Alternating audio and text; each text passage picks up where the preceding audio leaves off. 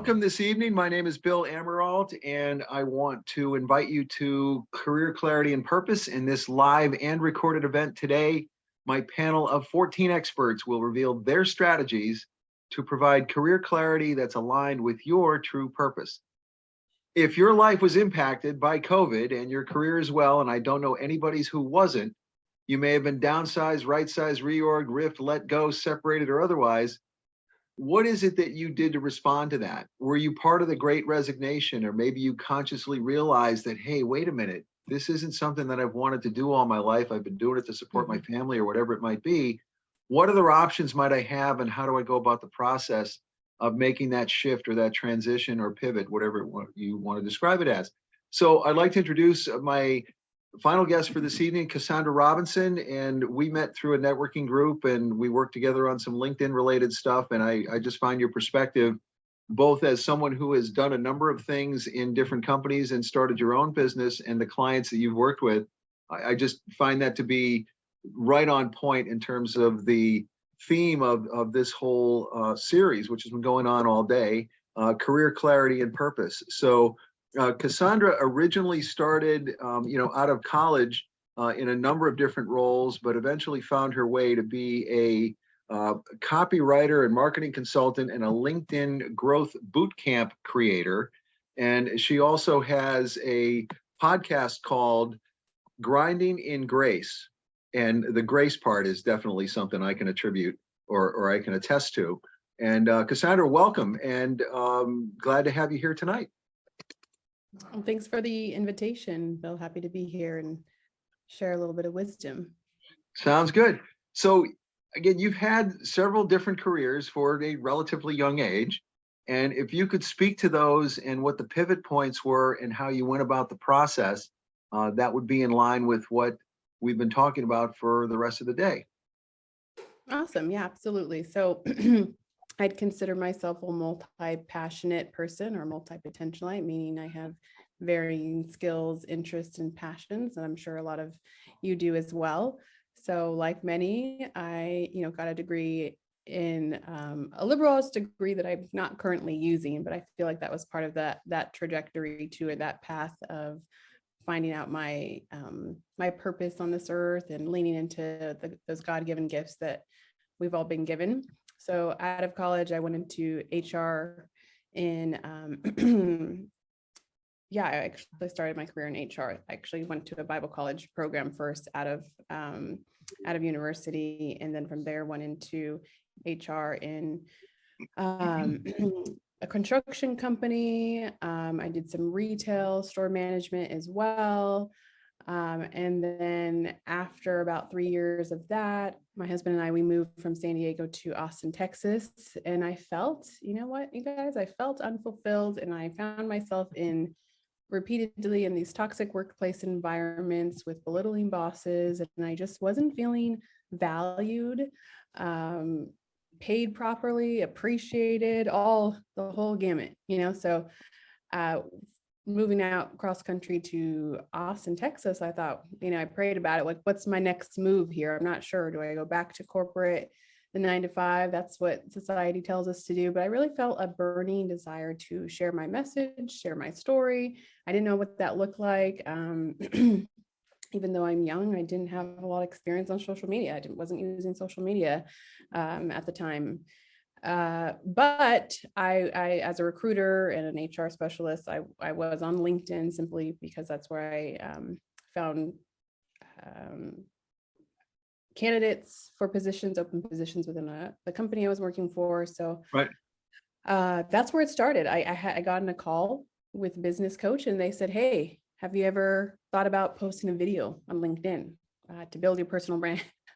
Your personal brand. And I thought, absolutely not. Like all of us, right? I don't want to see myself on video. I don't want to let alone put a video out there for the world to see. But I had no following at the time. And I thought, at least I'll get over my fear of video. So let's go for it. He said, I'll call you back in 20 minutes and we'll post your video. Oh, 20 minutes. So you had to do it like right then. This was not this was not.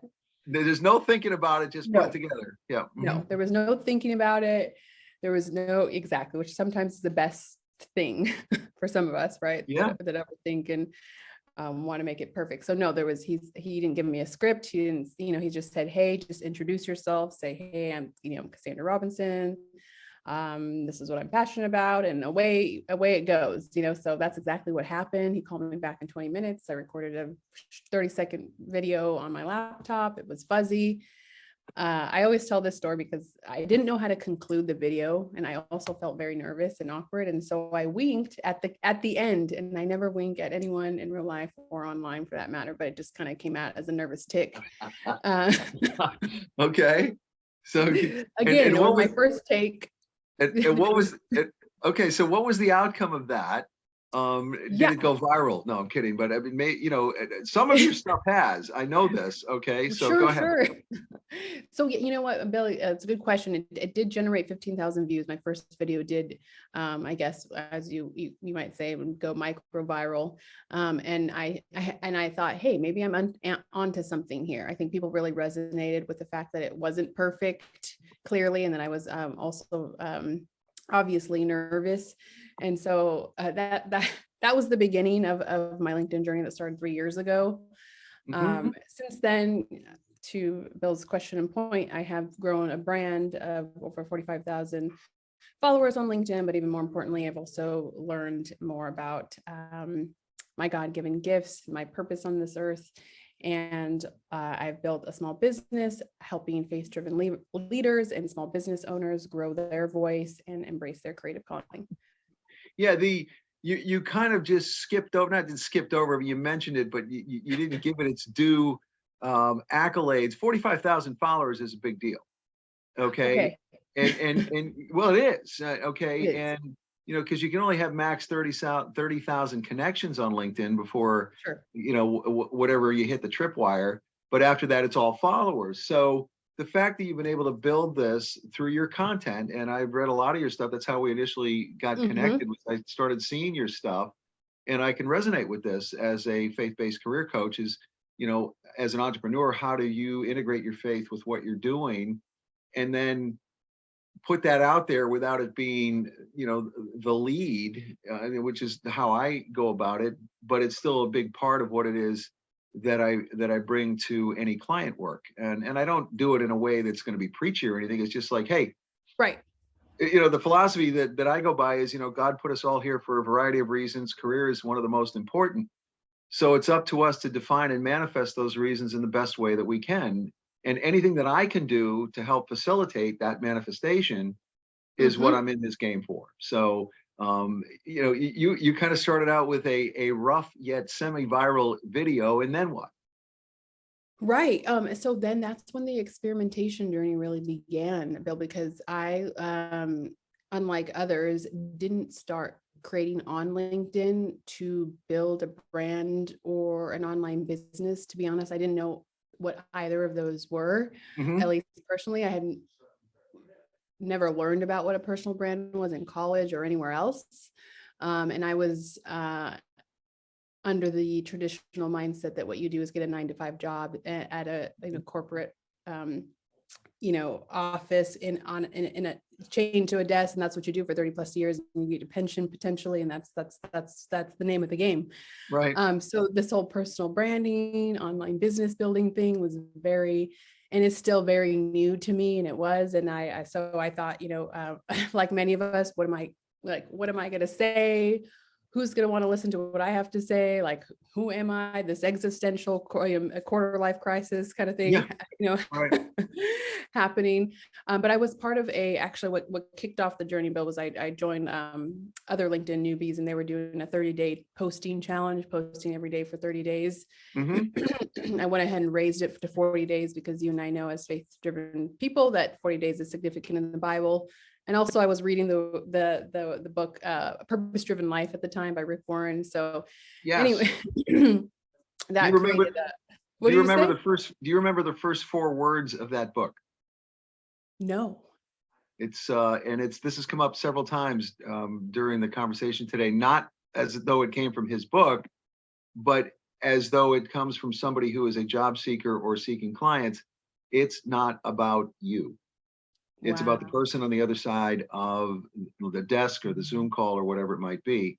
And yeah, I've read that book a couple times when it first came out, and then a few years after that, and it somewhat sunk in. But I think I remember enough of it so that I can at least speak to that. At least I remember 4 words. That's a good thing. So Yeah, that's more than I remember. yeah, Uh, it's not about you. Actually, that's a great, that's great for personal branding. Anything else we do in life, it's all about serving others, 100%. right. Um, where were we, Bill? Thank you for that. It's not about No, you. just your journey in terms of you were posting for 40 days on LinkedIn. Yeah, that's right. That's right. You know what, Bill and I, yeah, I was having those questions like, who am I? Why would anyone want to listen to what I have to say? All those thoughts that we have, fear of rejection, imposter syndrome, yada, yada, all those Hmm. self-limiting beliefs that affect, that impact all of us. And, and someone said, you know what, Cassandra, you can just be you. Hmm. And that for some reason that really like kind of blew me away. Like, what does it mean to be me? Like, and who am I? And what do I have to offer? And all those questions, right? And with that, they said you can talk about what you're most passionate about. Just start there. What are you most passionate about talking? Let's, like, instead of trying to think of how to build a brand and a business and all these things, just talk about what you're most passionate about. Hmm. So then I thought about what I was most passionate about, and it came back to my faith, Bill. I came back to, like, Right. I'm genuinely passionate about my faith walk and my journey with God, and wanting to encourage others through the lens of faith, because Hmm. that is the foundation of everything else that we do in life and in business. So that's what I started with. I just said, okay, I'm just going to start talking about my testimony and sharing encouraging thoughts and messages and experiences that I have in life. And I was just experimenting for the first year. And at the time I was doing headhunting. I did a little headhunting and actually landed my first corporate client on the LinkedIn platform, probably within the first 3 to 4 months. And I was able to replace my corporate income in the first year on LinkedIn doing headhunting. Hmm. Um, and then from there, I started getting more inquiries from business owners, entrepreneurs, coaches, consultants about how to do the same, about how to build their business.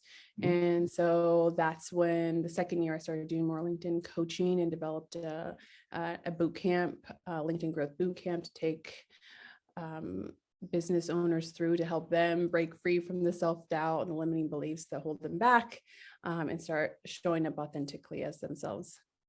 Great. And so when you first started doing this, you were working pretty much full time in the 9 to 5 that you thought you had to do for 30 years. But as you're quote unquote dabbling or playing on the side, you're realizing, hey, wait a minute, there's some teeth to this. And Yeah. what was the point where you said, hey, you know what, I can make this work, or this is working? Like I've asked God on several occasions, throw me a bone or two to make sure that I'm doing the right thing, and the bones have always shown up in one form or another. So what was that moment or series of moments for you? Yeah, so just clarity on the timeline, that I had quit my HR job before, in San Diego, and to move to Austin, Texas. Hmm.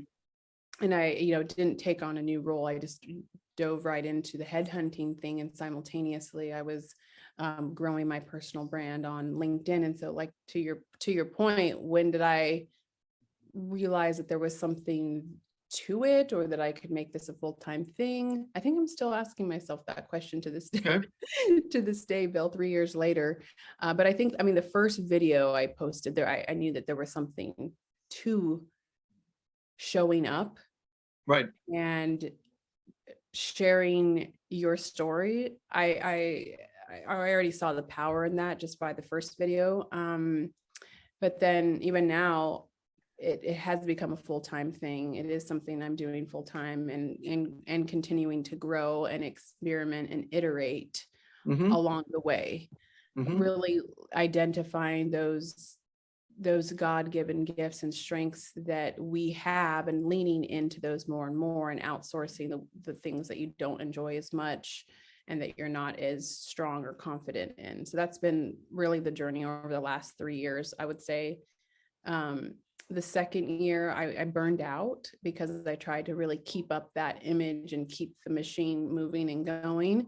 So that was my first experience of burnout, Hmm. which is a dark and kind of depressing place to be. I'm not, that was about this time last year.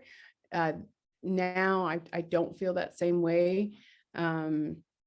it's really it's a balancing act for sure. Sure. I'm sure as small business owners, entrepreneurs, creatives on this platform, or if you're a job seeker too, same thing. You're trying to balance um, generating income from your personal brand while also taking care of your mental health um, at the same time. Yeah, burnout's no fun. I've been there more than Yeah. once. First time was in college, actually. Wow. And I was burning it at both ends, thinking, I can do this, I can do that, I can play. I played 4 years of baseball in college, and I also was an officer in my fraternity, and I tried to have a social life, and it just at a certain point, you just kind of hit the wall, for lack of a better phrase, like they say in marathon running. In a marathon, you obviously still want to finish, but in life, you got to recharge. Otherwise, you can go down, like you mentioned, a dark place and get a little depressed and all this kind of stuff, which is natural when physiologically you've taxed yourself more than your body and your mind are meant to do. And the recharge is Mm. incredibly important. No matter what faith background you come from, or no faith background at all, the recharge. I mean, again, we're human beings. It's not anything that's a secret. So you've obviously rebounded from that, and I know you can speak to some of your more popular posts on LinkedIn, and the level of um, response that you've gotten from that. So just if you could talk about how you pivoted out of that kind of a burnout scenario, at least for a temporary one, and back into where I see your posts on a regular basis right now, and what that's meant for you, maybe not in terms of exactly defining or quantifying the income, but what has it meant to you in terms of your lifestyle and ability to have the flexibility to do what you're doing right now, which is spending several weeks in San Diego, Yeah, and that's right. before you come back to Texas. So yeah, I mean, I threw a whole bunch of questions all in one there, but if you can kind of pick them off one at a time, that would be great. Yeah, I almost wanted to throw the question back at you, Bill, and say, now it's starting to become almost old hat, but the level of engagement I think you're speaking to, what is that? What are you seeing, or what are you seeing on the other side? No, I said the level of engagement, number of views, number of comments, number of likes, and that isn't always translate into Sure. greenbacks or dollars, but it certainly is an indication of the impact that you're having. And one of them got over 1 million views, if I'm not mistaken, correct? Or That is true. yeah, Right. That was probably yes. That was probably the most viral post I've had, which was actually during Hispanic Heritage Month, that it okay. went over a million views. But anyways, yeah, you did throw a lot of questions there, Bill, but I think that what I'm actually was reflecting on recently, like that I can't believe, I know I don't mean this to sound bad at all or negative, or but I'm amazed that the norm is working 40 plus hours. That's minimum. 40 plus, Yes. that's probably more like 50 plus, Hmm. hours a week, getting paid very relatively a minimal amount of money, Hmm. compared to if the entrepreneurial landscape and what's available to you to not only income wise, but in flexibility and lifestyle, like you said. Right. So that I've thought about, there's been times in this journey that I've thought about going back and getting a job, just because maybe there's a low month, or you can relate to, I'm sure, Bill. Sure. um but it just comes back to like this, we are in a capitalist nation, but no one teaches us how to build a brand or be Right. entrepreneurs, how to leverage That's right. our strengths, and show up. It's a kind of wild to think about. um but yes, moving from that burnout and moving out of corporate, like I really can't imagine working for someone else ever Hmm. again. I mean, I'm open to collaborations, to partnerships, to uh those types of engagements, but the thought of working for one person for 40 plus hours a week in exchange for essentially breadcrumbs, like no, thank you, like, no, thank you. Although this journey is not easy, building your brand and becoming an entrepreneur and pushing your comfort zone, like to a level that you never thought you could.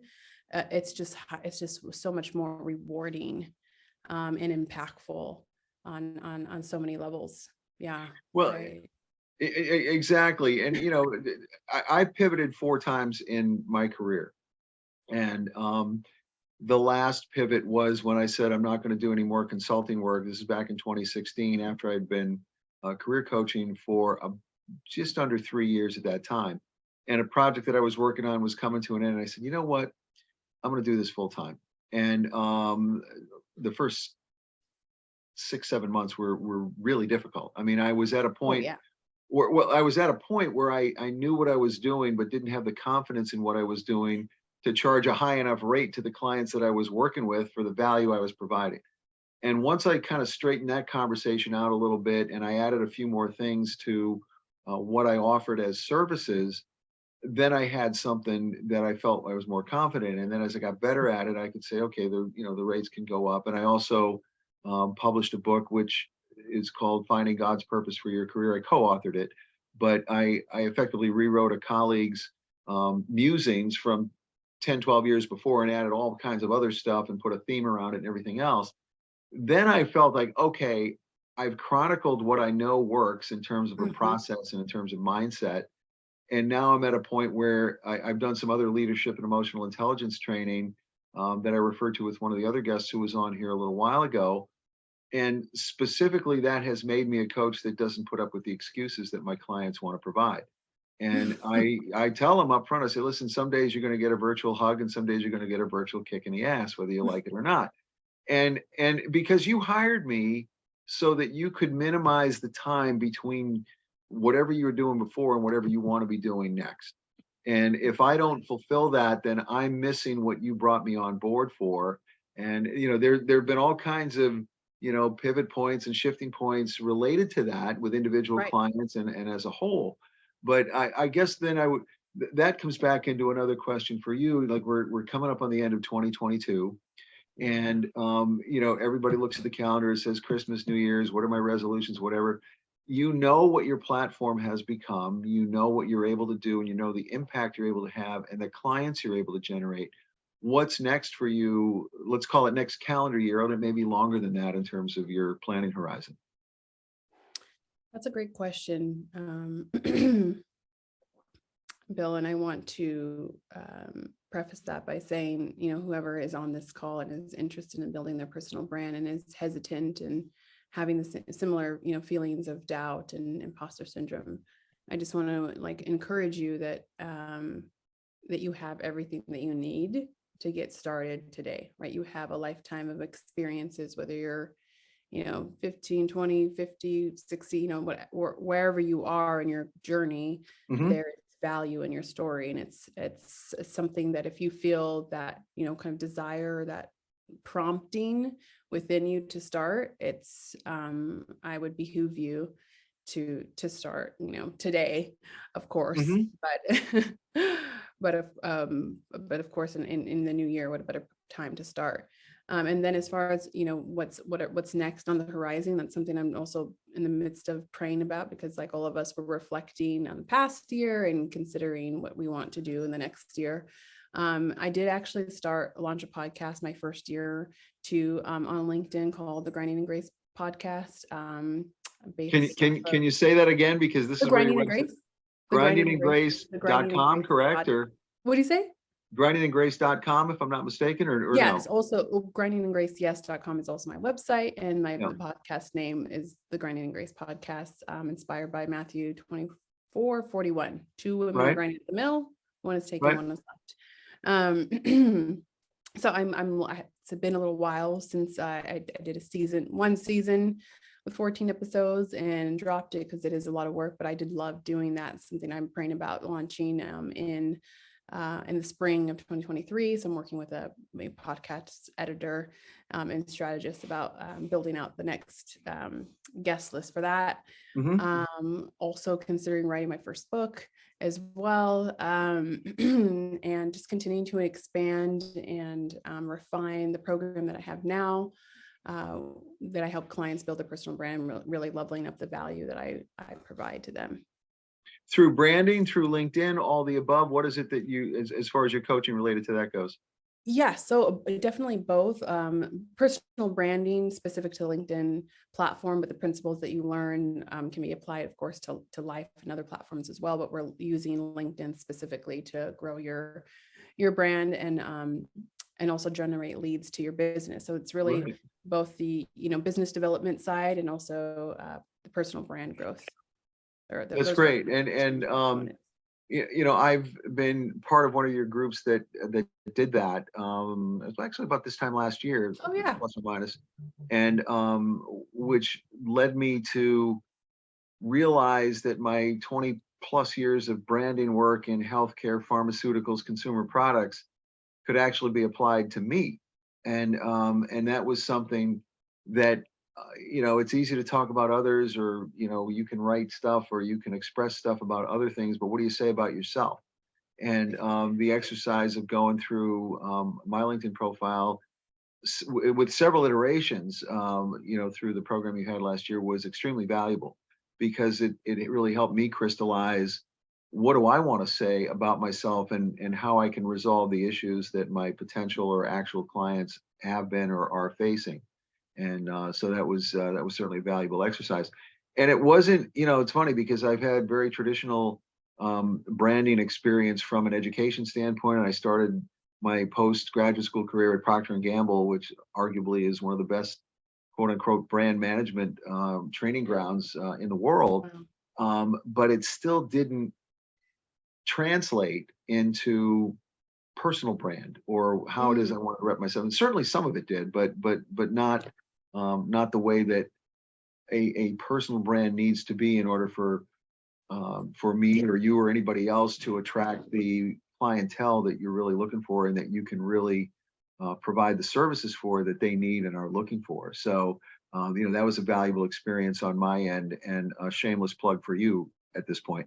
Um, so, any examples, some of the folks that you have worked with, in terms of navigating with them through the pivot points that some of which you brought up, some of which you may have not, but a couple examples of the positive outcomes that you have been instrumental in creating. Yeah, and to your point too, Bill, you reminded me of the quote that you said at the beginning, right? What was it? It's not about you. Correct. Yep. Yeah. Yeah. So like you said, everything is typically outward to others, but you even realize in your own professional experience and background that you didn't know how to brand yourself, right? Like, what did that look Right. like? How to Right. properly tell your story and address the pain points and challenges that your clients or potential clients are facing. Uh, Mm-hmm. and it's really difficult to do that. Or the other thing that I see quite often is that people start with credibility, right? Coming off as the expert out the Mm-hmm. gate, right? You just want to share tips and advice, and it's valid and it's good, but we don't know you yet, right? Yeah. So Right. hence the Right. no like trust factor, right? Right. It's just it's really important to start with your core values versus just credibility, so that your audience can get to know you just like a normal relationship, right? You don't just start spewing expert advice to a stranger because we're like, who are you to tell me Yeah. this advice, Exactly. right? I don't know you. I want to build a relationship, and then I'm open to listening to you because then I know you have my best interest at heart. And how do Mhm. you do that? You do that through storytelling and sharing your core values, and allowing your audience to get to know who you are as a person and as an individual and what you stand for. So you asked, who are a couple people, or how have I been instrumental in my clients' Yeah. growth? Mhm. I'll just point out one of them, because I know you know her, and that is Amber Sure. Labeo. Yeah, she has had some very positive growth on LinkedIn as well. She's a beauty cosmetics, business owner, but also a faith-based business coach as well. I helped her grow her brand at the end of last year, the beginning of yeah, the beginning of last year as well. And then also recently a mental health therapist, Maribel on LinkedIn too, Mm-hmm. taking her through my boot camp, having no presence on the platform, and you wouldn't, know anything about them because their profile is empty, no banner, the picture is not representative of who they No, actually you didn't exactly. know. Yes, right. Exactly, of Understood. who they but then you of course that there's something powerful when you talk to this person. So it's just really about positioning them well on the platform, and your LinkedIn profile, the subliminal sales page, right? So you want to make sure that's set up and it looks aesthetically pleasing, but also has a call to action directing your potential clients and what you want us to do. Right? When we look at your profile, what do you want us to do? Book a call Exactly. with you, navigate to your website, listen to your podcast, just making those clear call to actions on your profile. I also now expanded because I have my services because I realize that a lot of people say they're not writers. Like, oh, I'm not a writer, right? I hate writing. I have a client who says she hates writing, Yeah, but right. she would rather speak, right? So providing those services too, and helping you draw out stories by sitting on a call with you and transcribing the call and then taking that transcription, right, and breaking it up to repurposing that to a month's worth of content. So I'm dabbling and playing with that, experimenting with that as well, because I know storytelling and writing doesn't necessarily come naturally for everyone, although I think everyone has a story to tell. Well, I'll equate that what you're doing in terms of whatever copywriting is happening. And Kristen, as you know, was just on Yes. as my prior guest, and she's doing that now full time. Yes. I did a lot of that in my brand management, marketing, advertising, because it was easy to write about something that I learned about and what the benefits and the value was and everything. For myself, not so much. And that's a very common thing. It And is. that's why It is. ad agencies are even out there, because they're clients who could easily do the actual work of creating ads and online podcasts and every other thing that goes along with a product or service. They're too close to it. They don't Yes. see from a broader perspective Right. what it is that either the product or service or the quote unquote human being, obviously, which is what I'm doing now, has to bring to the party. And I've introduced maybe 50 new products or line extensions into the marketplace in a variety of different categories over way too many years. But I've found that the experience of doing that and providing a unique and compelling positioning to a target audience translates really, really well into resume and LinkedIn profile writing. I don't have the art skills or the visual art skills, graphic arts, that a lot of people do, but I can write from a blank piece of paper. And I've worked on somewhere around 800 resumes at different times in my career. And the top section, once I get to know you, I can put together in 10, 15 minutes, with the positioning, the key skills and the keyword phrases that are going to be meaningful to a human being and potentially even to an applicant tracking system. I find that easy now, but if it's about me, not so much. And I, again, I just kind of like look in the mirror and go, what the hell, man? Come on, you can put it together. And I still struggle with that. And it's not because I don't want to. And you recommended in your work last year, 3 to 5 times a week you should be posting. I'm like, about what? And I still and I'm not saying that I wasn't resisting you. I was just saying, well, and I'm kind of still halfway in that space. Fortunately, though, this day has provided me with all kinds of ideas of things that I can post. Through the support of the other speakers that have been on the calls all day, and you included. Now I have a lot of stuff that I can draw from, and I can certainly draw some pieces out of the book that I co-wrote, a couple of years ago called "Finding God's Purpose for Your Career." There's certainly enough content in there that if you can turn them into bite-sized pieces, makes a lot of sense. So I have to, let's just say, get off my asset and put it to use, and then go from there. So yeah. So Exactly. you mentioned a couple examples of clients that you've worked with that turned their either poor profiles or no profiles at all, or branding, or online imagery in whatever way that means, into successful businesses that are generating income for them. What would you say in terms of the process? And if you could, speak to that for the rest of the folks that are listening, what would you say in terms of that if they're either considering it or had not considered it but might now, based on some of the things that you might be saying? You mean if they were to start building a personal brand today Correct. on LinkedIn, what would be kind of some of my advice or tips Yes. to get started? Yes. Yeah. So if you are like one of my, previous clients who have, nothing going on in your LinkedIn profile except for maybe an outdated profile picture, and a line or two under your about summary, or none or nothing, then I would definitely start there, and updating that profile. I mean, you can of course create a free one in Canva, a banner. It's Yes. just always something, because that's a prime piece of real estate and what we often see the first other than your profile picture. So, give it some thought as to, what you want to be known for, who you want to serve, and what you're most passionate about, as a start.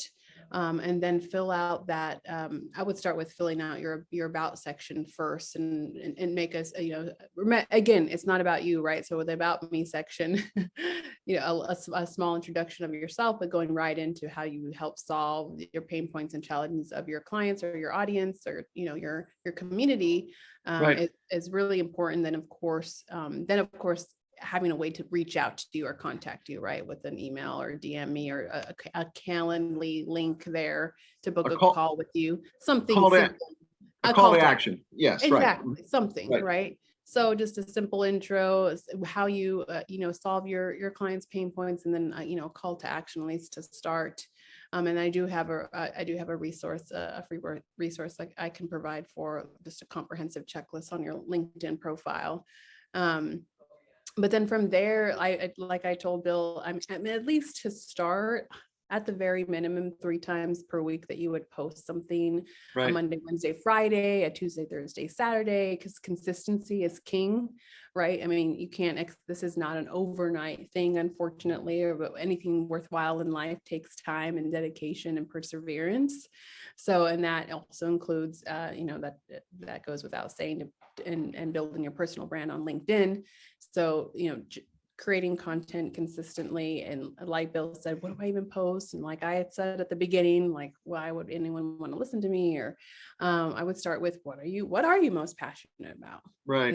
Is it your work? Is it something outside of work, like, family or life lessons that you've learned, marriage, raising children? There's business lessons are found in everyday experiences in life, right? So it's not necessarily just talking about your business or your wherever you work. It's also about tying in relatable experiences that allow people to get to know you, but then also have, wisdom in the found in it, so that it gets people to think, or it gets people to smile or entertain them. So think about inspiring, educating, and informing. And just being on LinkedIn for the last 3 years, what the most powerful posts are emotional posts, right? They get you inspired. Someone shares their journey from a rags to riches, story, or and that's really how I would break up your post and structure, is a disruptor sentence at the beginning, Right.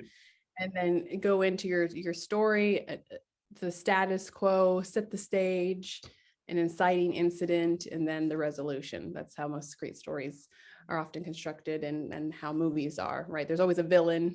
There's always, like, the beginning, a villain, which is, some kind of fight or battle, and then a resolution to it. So I tend to think of that when I write my posts. And so yeah, but it can be something simple, like an inspiring quote, but just Hmm. focus on it being original content versus you just reposting other people's content. You can be inspired by other people's content, and it can, you know, get you thinking and see how you can make it your own, but just make sure that it's original content. And if it is, you're inspired by someone, tag that person, because as content creators, we do really work hard and spend a lot of time on creating content. So it is Yeah. kind of unfortunate sometimes when I do see like another see my post and I was not attributed to it, or someone that did happen with the viral post. I got a lot of people just copy and pasting my text, and I finally got asked, "Are you really the one that originally wrote this?" I'm like, "Oh my gosh, yes, I was. Come on." Yeah, exactly. So just I know it's hard, but we're full of content, and just looking around now, I think in content like, oh, like even an encounter I have with someone at a grocery store, or conversation at the dentist, right? You can think of like, oh, this would be a good piece of content, right? Like an inspiring thought. So it's all around you. Yeah, exactly. You mentioned you use Canva. Can you speak to that as a tool that helps you prioritize and organize the posts that you do put out there? Yeah, so I use Asana for project management, and Ah, to okay. organize my content. I actually do use Asana. I could probably even share my screen if you wanted to take it behind the Yeah, scenes. hold on. Give me a second. I'll Okay. make you host here. Okay. And then for Canva, yeah, I do use Canva, of course, for like creating graphics and stuff like that. But I actually Right. use um Asana to like jot down all my ideas and then edit them. And then I kind of check them off the list once they're posted. It's not a scheduling platform. I honestly just upload my posts manually on LinkedIn. I know people will use different scheduling tools, and you can. I've used Buffer. I use Buffer with my clients. Okay. But if you're just going to like a place to house like your content, and let me just go ahead and share my screen with you. I think I shared this with you too in the like group coaching program too, That's Bill. why I'm bringing it up. It was valuable, Kind of and there are some other folks on here that I know are way further down the pathway than I am with these tools. But again, while we have the time and the Sure. audience, and these will be available for people in perpetuity because they're being recorded, and they'll be available after this. Okay. I when I tried to go share it, I didn't see it as an option. You know how it gives you kind of some options there. So let me just You should have the green arrow at the bottom of your Zoom. yeah, I Um, saw that, but then when I actually went to share my screen with you, Hold on. oh, there it is now. I got it. Sorry. Okay. Okay, there we go. Okay. Okay. Do you see Yep, it? we can see it. At Okay. least I So can. did it change now? Yes. Okay. Yes. Okay. So this is the board that I work from, and now it's pretty filled because I've been using it for a couple of years now. Whoops. And then I have my client's board right below that we just set up for her. Okay. So this is like where I keep like post ideas, right? Because you think of ideas, I just pop them in here. And this is kind of like where I ready to edit section where I just start editing the posts. And then I have scheduled this week. I usually add a picture. And then if you want to see how it looks on the inside, Yep. yep, this is the post where I've kind of crafted and edited it here with the title. And then I've attached an image to it. And then I just copy and paste it into LinkedIn. This is my client, Jennifer's content too, where we work together, and if she has post ideas, she'll drop it here. Right. We have this was scheduled for this week, scheduled for next week, 2 weeks out. And then we have her content buckets here. And these are already, as you can see, there's a green check, which means we've already posted them. So we have sales and business tips because she's a sales and business coach, faith and confidence, because that's also a big part of her brand and what she wants to speak to. And then personal storytelling, helping your audience get to know, like, trust you. So we have those here. And here's one of the posts with an image of her and her husband salsa dancing. Oh, nice. Yeah, nice. Yep, exactly. So this is definitely a post like I would encourage people to post this type of content, right? And she shared being starting dancing salsa for the first time, and how that connected to going back to the basics, and basics may feel a little repetitive or awkward, but they prepare us for even greater blessings. So her having to learn those basics of salsa dancing, and then we'll come down here and we have conversations like, hey, this post is ready to go, like the image, and off it goes. And then we'll either post it manually or put it into a Buffer as a scheduling tool. So this is something I do. And I mean, I know there's Trello, Asana, there's a lot of different project management boards or softwares out there, but I've just been using Asana for a little while now. And I like the Kanban board, and it just helps with organizing content. And then you can always check it off once it's done, which actually I did post this one yesterday, and then I'll just kind of drag it over. Well, you've also unknowingly put a reminder on my calendar. My daughter, who's an accomplished ballroom dancer, is getting married next August. And next time we're in Austin, I will set something up so y'all can, or all y'all, as they say in Texas, which I guess apparently is more than 3. That's what I have found. Can get a chance to meet, but I have to learn how to do some ballroom or salsa dancing so I don't trip over her feet at her wedding next August. So that would anyway, be a great fair idea. reminder. Thank you. Yeah. I'm glad that helped that remind. Okay. Yeah. See, there you go. It was 2 birds, 1 stone. She's avoided me up to this point. I think she realizes it's going to be more work for her than me. But that's another conversation. Well, good for you for being willing to push yourself outside your comfort zone. Well, let me put it to you this way. I am reasonably athletic and still do a lot of things that that arguably at my age I shouldn't be able to do. I can play full court basketball for an hour and a half and be fine and do whatever. And last bike ride I took was 55 miles. So that was back in the summer. But again, it's the agility and it's the mental muscle memory that goes along with it, which I don't have. I'm going to have to kind of learn all that. So, but it's like anything else, it's like anything else. Like she's saying, you do the basics, and then you then get to be, everybody who's really good at something at one time or another wasn't really good, and practically could have really sucked at it for a while before they got good.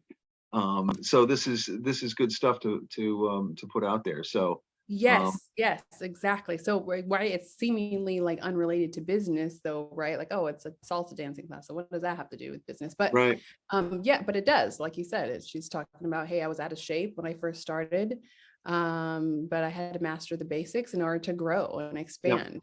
It's not always, fun or exciting to be considered the newbie, no one wants to be the newbie, but then once you do master those basics, then you open yourself up to even deeper, and greater blessings that you wouldn't have if you hadn't learned those, like you said, motions or rhythms. So yeah, this is a great piece of content. Another one is like 10 fun facts about me. This is a good one for you guys to post if you're just starting, like, hey, 10 fun facts about you. Let's talk about getting your audience to allowing your audience to get to know you. This is I like this post. It's something that I came up with, and it performed really, really well too, because people just like to get to know other people. So if you're looking for a tool to organize your content, this is I would consider a content dashboard that I do set up from it's tremendous. I didn't download it at the time because at some level I was resisting the whole process, but again, you kind of reminded me of the importance of it.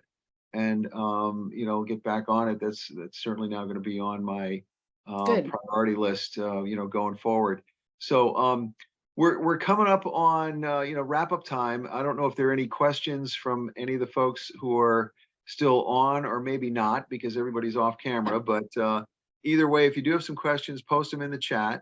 And unfortunately, my 9 o'clock has canceled. She had another commitment that came up and could not attend. So what I'm going to do in 12 minutes is I'll stay on the Zoom line, and it'll be an open Q&A for anybody who does happen to come on. And if nobody does, then I'm going to turn off the Zoom for the day and go watch the Bills and the Patriots tonight, because I have a horse in the race. I grew up in the Boston area. Despite having lived in 10 states and visiting all 50, I still have allegiance to the Boston or New England sports team. So there you go. So any questions, anybody out there who's still with us that, and Lynn, thank you. Thank you for being part of this, Lynn. It was awesome. Thanks for putting it together. It was my pleasure. And any other thoughts? And going once. And what I'm going to have to do is I'm going to have to take, I think I can do this here. Hold on. I can make myself the host again. And then I can stop the recording, which I'll do here in a minute. I've got one. Oh, good. Oh, I'm sorry. Go ahead. Yes, chime in. Okay, I'm just going to ask advice. Although I have spent almost a year educating myself on the whole process of branding and do your resume, your profile, your elevator speech, I have not implemented. I've learned a lot, but I am procrastinating. My reason for procrastinating is one, I'm working almost 2 full-time jobs. I don't have the time. And as you know, you have to sit down in your space and think about it, not just do it, but you got to think about it and pull it together. Right. And I just haven't had the time. But I'm getting ready to shift gears and just put a tremendous amount of commitment to this. You said now I know you were talking about if you're, kind of entrepreneurial and starting your own company and that sort of thing, you want to kind of start with your, like your kind of your profile statement and what are your core strengths and goals and passions. I can't necessarily do that because my resume is a roller coaster. It was linear for the beginning half of my career, and it's very non-linear and train wreck-ish the second half of my career. And so I might have all the passions and belief in myself and all those kinds of things, but that's not going to do me any good if I write all that if I can't create a good story to hide or explain my train wrecks. So I would think I have to work on my resume first, and then go back and, I don't know, find a common thread of how to smooth out this crazy story. And so I'm going to tell you that. And then the other thing is there a way to hide your jobs that really don't represent who you are, what you did, and don't really represent your abilities? So you don't really want them highlighted, and you don't really want them a part of your life. You don't want people to reference that. If I've had to recently take positions that I'm not only miserable in, but ashamed of, because I've got to survive. And I don't even want to be asked about them. So how do you fill that void on your resume and paper? And then also when you're interviewing, you got to have the confidence to talk about who you are, where you've been, and what you're doing. And if you can just give some wisdom on that, encouragement and stuff. Yeah, I mean, I've got people that say, you can do this. Well, they say that, but I'm not sure that I can because I don't know that I can hide my mistakes. Do you want to start, Cassandra? And I have several responses to what Stephanie is saying. So, but I have before responding, Stephanie, you're working 2 full-time jobs right now. What does that mean, and what would your desired destination look like? Well, like I said, I don't even want to talk about what I'm doing. So what does that mean? Well, what it means is I'm running, burning from 2 ends of the candle and trying to do webinars and educate, and I'm literally around the clock. So I'm doing just like gig work that I was working for a company that I'm just so embarrassed to the end. Well, the industry does not reflect well on my character. Okay, that industry of which I'm working. And then the gig work I do in addition, it screams unprofessional, don't want to work, for someone, don't want to commit to anything, because I've been doing gig work for 3 years on top of my other job. But that gig work is not something that you can actually grow a career out of. It's just like minimum wage stuff. Well, let me just say this, and I'll say one thing, and then I'm going to turn it over to you, Cassandra, and then I'm going to come back with some other thoughts on it. The first thing is, everything you've just described is an interpretation, like mistakes, industries that I'm ashamed of, don't want to be even shown on my resume. You've interpreted that as being something that you should have some level of disdain for. Okay. And that, I'm going to just put it out there that is a self-limiting interpretation, as opposed to one that goes like this, and it's the same story. I did what I had to do to survive and put food on the table for me and my family, whoever else is involved. And it involved some things that I didn't really want to do, but I worked 2 jobs at certain times so that I could make ends meet, which is a whole different interpretation than the first things that I was just saying, which is what came out of your mouth in the last 2 minutes. So I'll just start with that, and Cassandra, go ahead, and then I have some other thoughts after that. And Stephanie, you and I should have a conversation offline as well. So go ahead. Okay. Stephanie, I just wanted to say thank you for sharing where you're currently at right now and having the courage just to get off mute and share that with us, with complete strangers like me. And Yeah. you know, that takes a lot of courage and boldness. So thank you for that. I also wanted to say one thing that came to mind was a client that Bill and I worked together with, Lisa Eckroth, if you remember her, Bill, Yes. a year ago. Right. She was like working in as a yoga instructor, and she wanted to pivot into like software and tech, which is like completely unrelated, right? But she was looking at building her personal brand. So she had a lot of different past experiences that were unrelated, but I think she landed a position in her desired industry and field. So I think it's totally fine if you have like an unrelated background. I personally have had 27 jobs in my life, Stephanie, too. And I have like struggled on the corporate side to find something and be happy. And I've mostly been miserable in like the corporate jobs that I've had.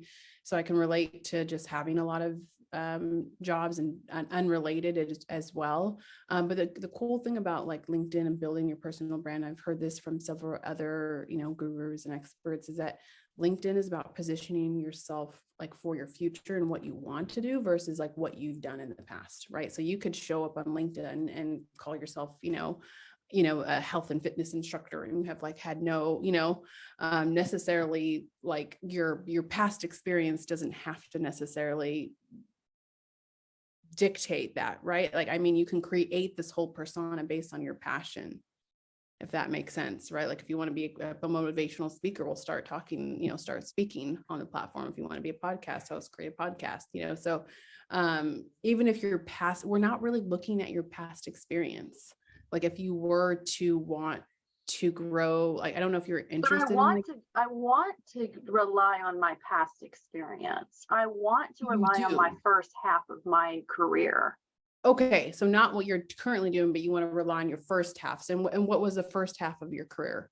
It was more in manufacturing management, product development. I have a background in chemical engineering and textile chemistry.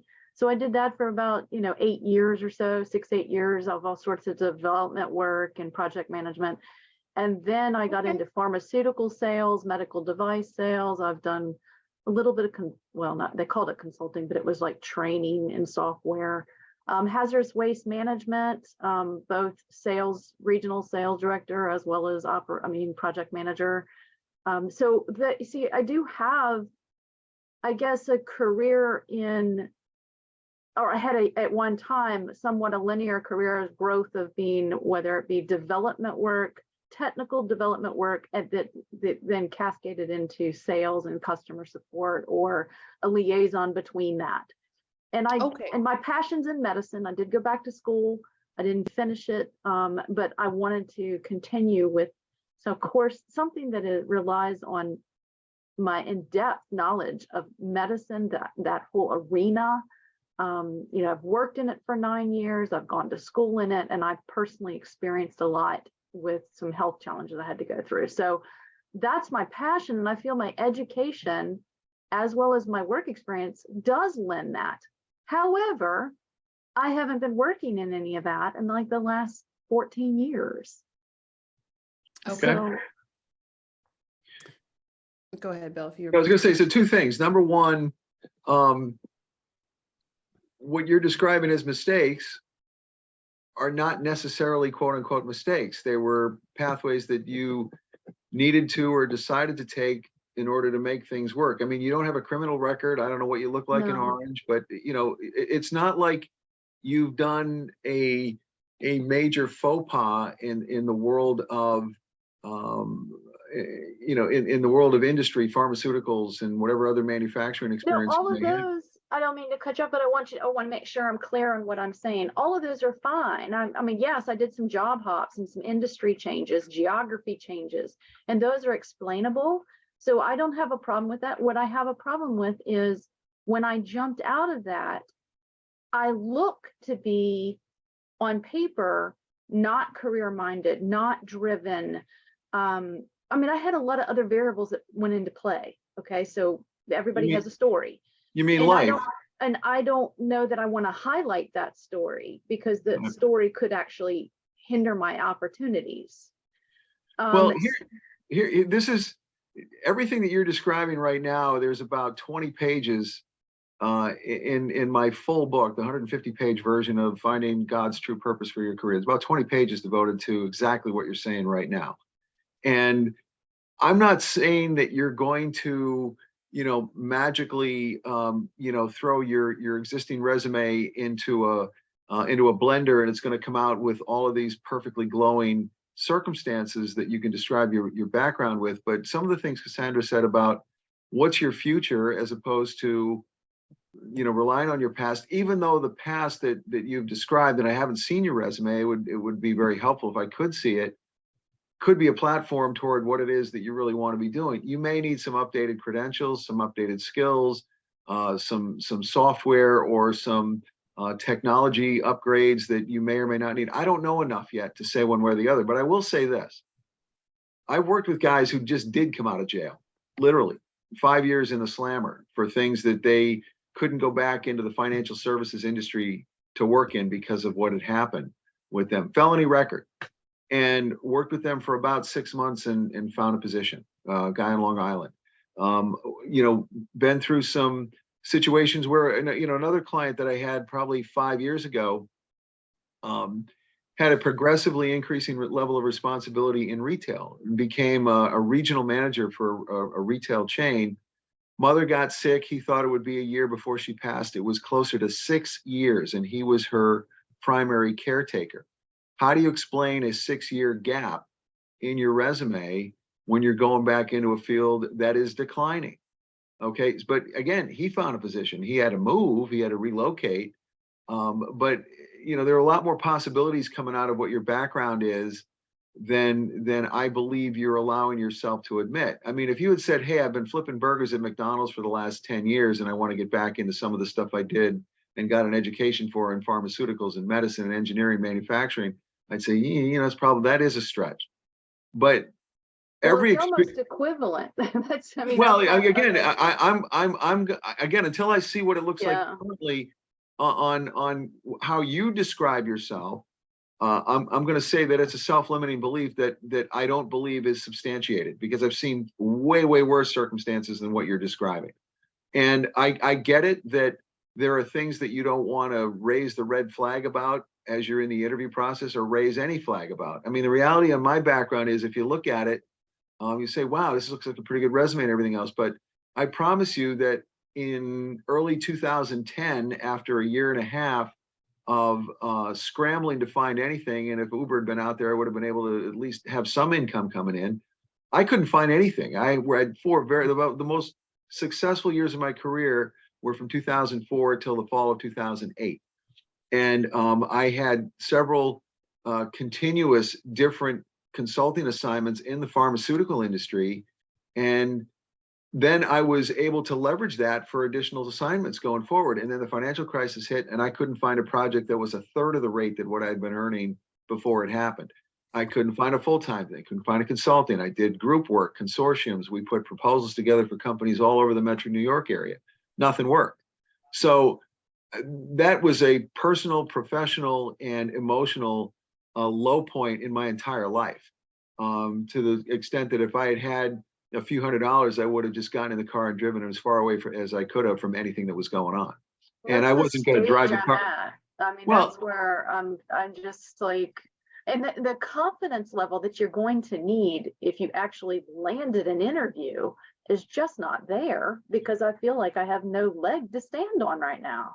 Well, again, you have reinforced that interpretation in your mind right now, and you're going to convince me that you're right the entire conversation. I can't unconvince you of that in this forum. Okay, can't. I've worked with people several times to convince them otherwise after we've done the work of providing a unique value proposition that incorporates all of your experiences.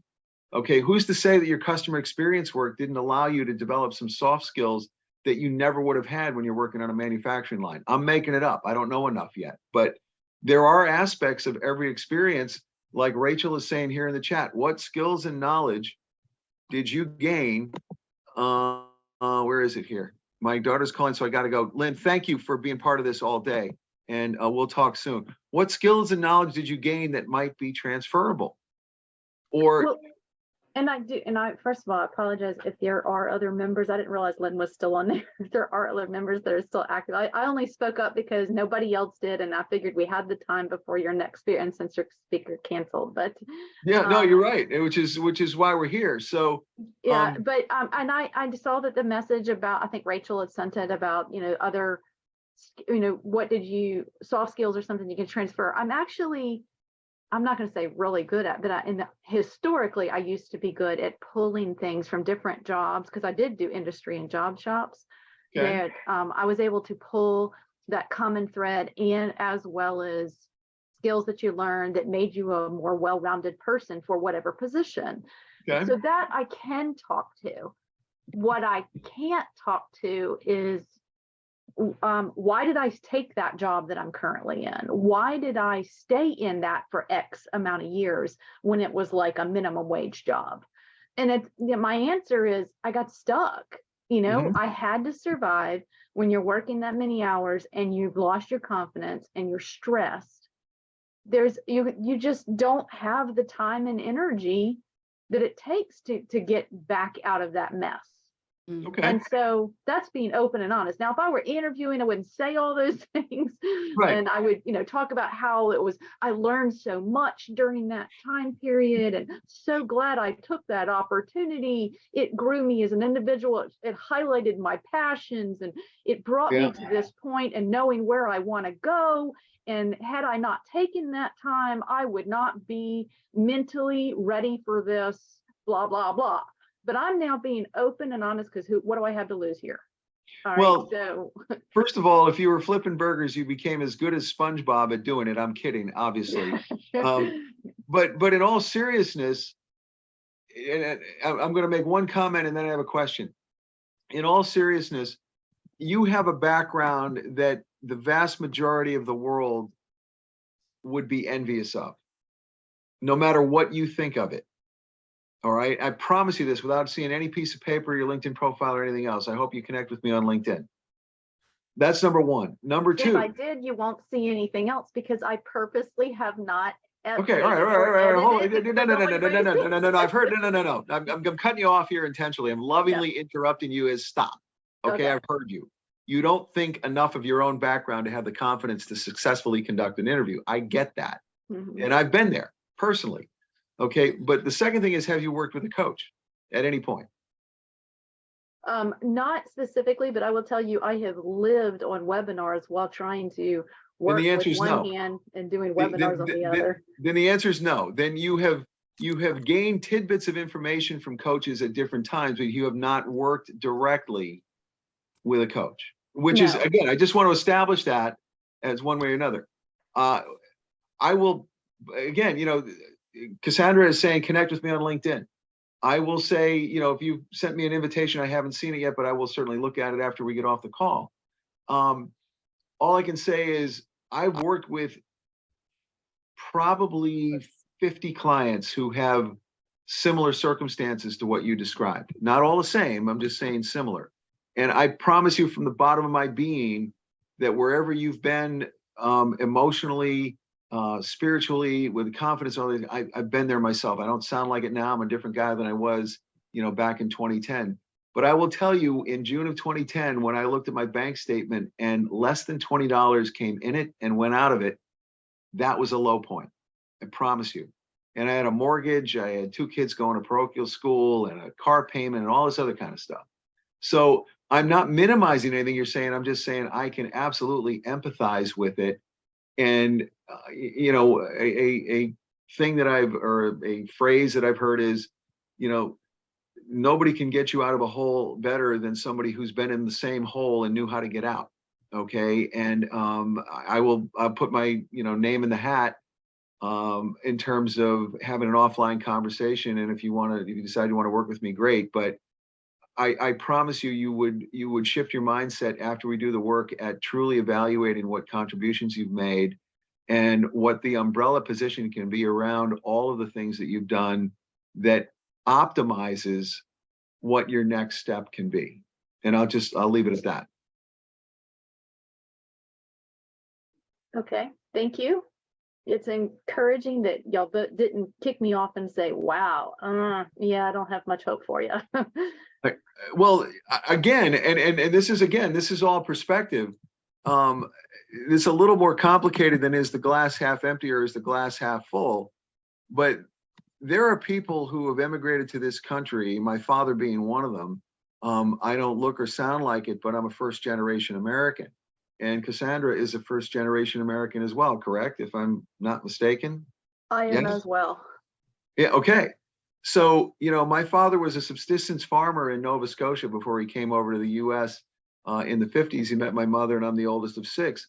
We had a backyard garden in a residential neighborhood that was a necessary source of food so that we could make it through the winter. And I'm not making this up. And I was one of the de facto oxen, me and my 2 brothers, that would pull my father's makeshift plow through the rows of the garden to make sure the plants grew well enough. Okay. And so everybody has a story or a series of stories of resilience, of, ability to bounce through things. My mother was born with spina bifida. They told her that she'd never walk without leg braces or have kids, and I'm the oldest of 6. So you're not in a pleasant situation, okay? And I get that, and I'm not trying to sugarcoat it, but I am saying that you have a lot of assets, that you have a lot to offer. And Cassandra in the chat is saying so true, but we need to be our own best advocate. But there has to be a mindset shift before that best advocate can show up. Yeah, it's true, Stephanie. And I mean, personally, I have zero background in digital marketing or branding or, LinkedIn. And I haven't been able to replace my corporate income just by learning something new on the platform. And I struggle with imposter syndrome almost daily. But I think that you have an extensive background in something that you're passionate about. And that's really all you need to build a personal brand on LinkedIn.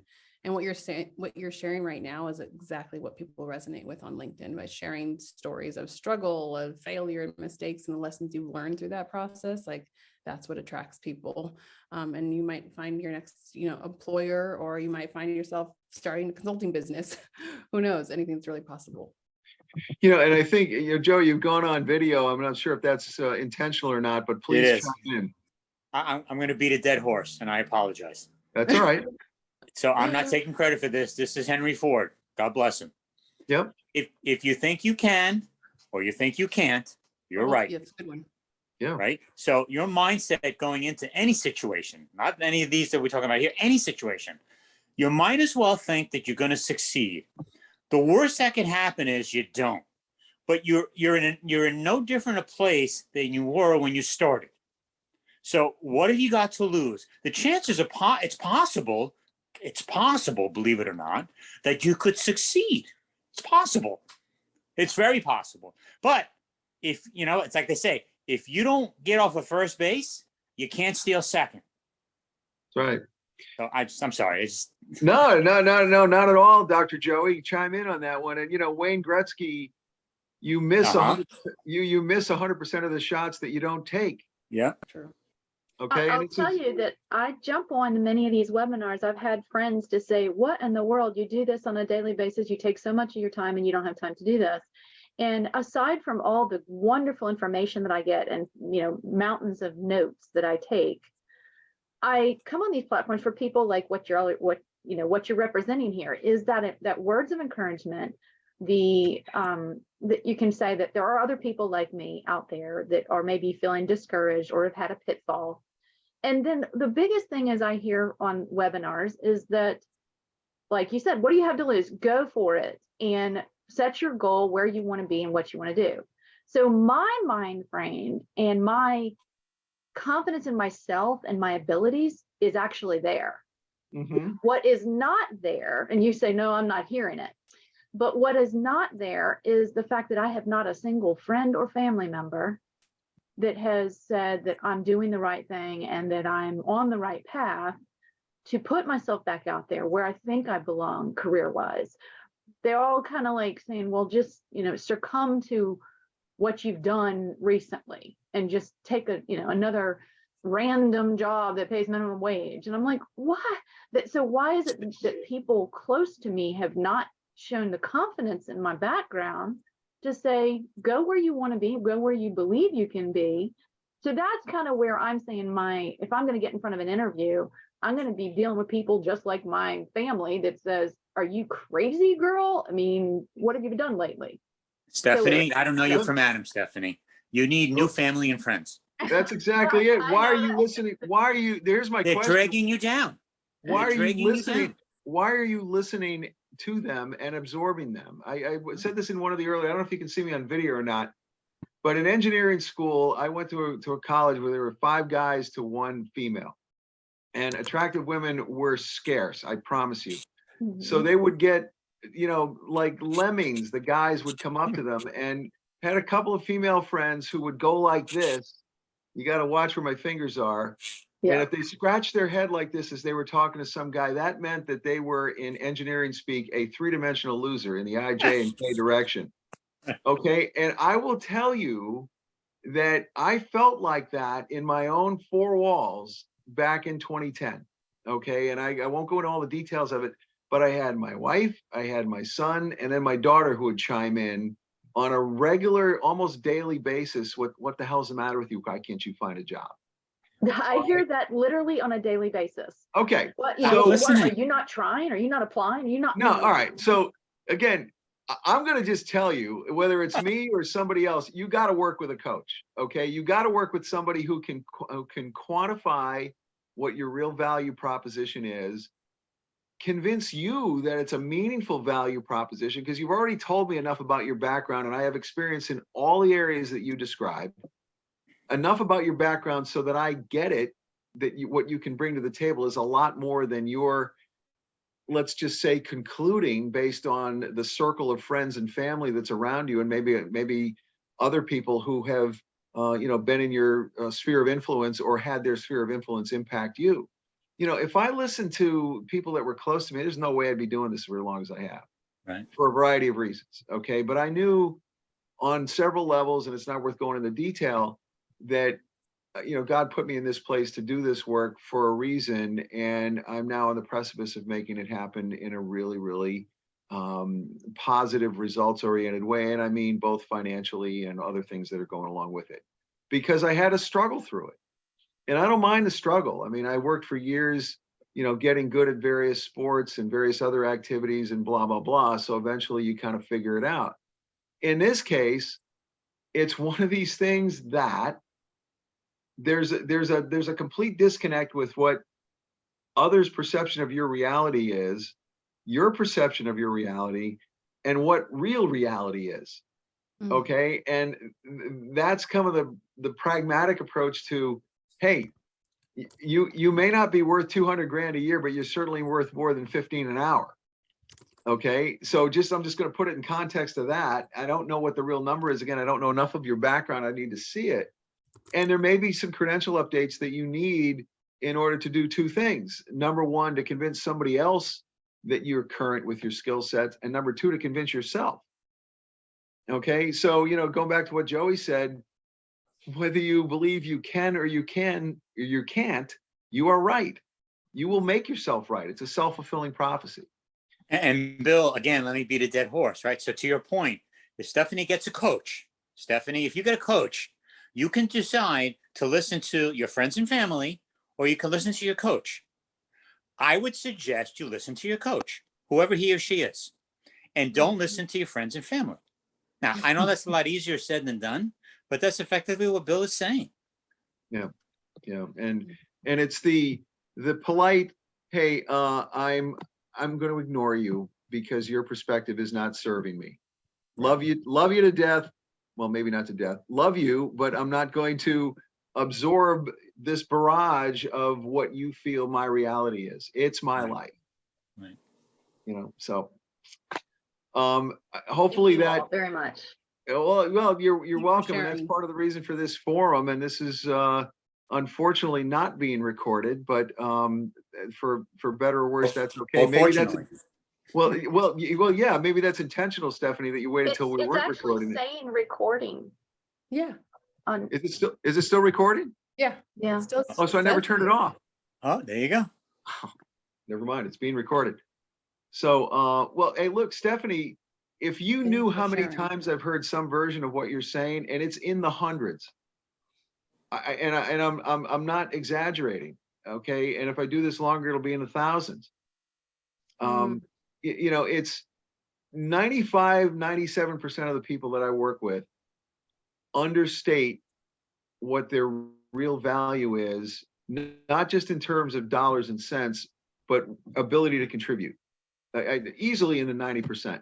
There's probably a handful of people who have it right, and then there's a very small percentage that way overestimate themselves, and they're way too big for what they actually can do. But that's a distinct, clear minority versus those who are just understating what they can really do that's going to make a difference. And I'll put this out there.